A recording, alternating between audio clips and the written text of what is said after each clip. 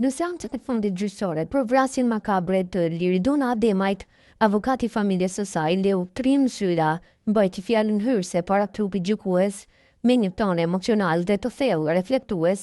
Sylla solli në sallën e gjyqit një sër pyetjesh që janë bërë nga anëtarët e familjes së viktimës, pyetjet të cilat ende nuk kanë marrë përgjigje, por që ai shpreson se do të zbardhen në këtë proces gjyqësor.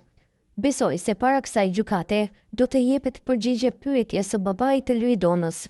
Si Naim, ti mundet të dalësh me fëmijët nga vitura e dona ndeti brenda, u shpreh Sylla. Pyetja drejtohet nga ndaj bashkëshortit të Liridonës, Naim Museli, i cili ndodhet në bankën e të akuzuarve për organizimin e vrasjes së saj.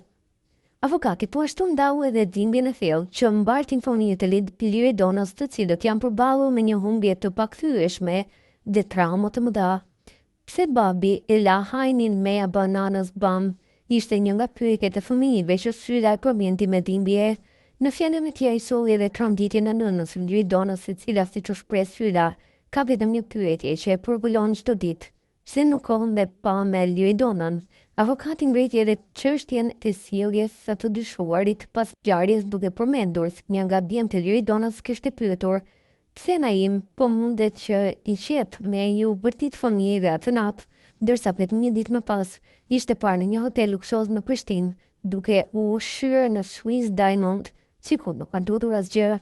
Fjala e avokatit Sylla ishte një përpjekje për të sjellë përpara drejtësisë jo vetëm faktet juridike, por edhe pasojat emocionale e shpirtërore që kjo vrasje kalon pas. Ai theksoi se drejtësia nuk duhet jo vetëm një procedurë ligjore, por edhe një proces i së vërtetës dhe i përballjes me moralin dhe ndërgjegjen. Procesi gjyqësor për vrasjen e Liridona Ademajt pritet të zgjasë, ndërsa familja e saj kërkon një përgjigje të vetme dhe të thjeshtë pse ndodhi ky tragedi.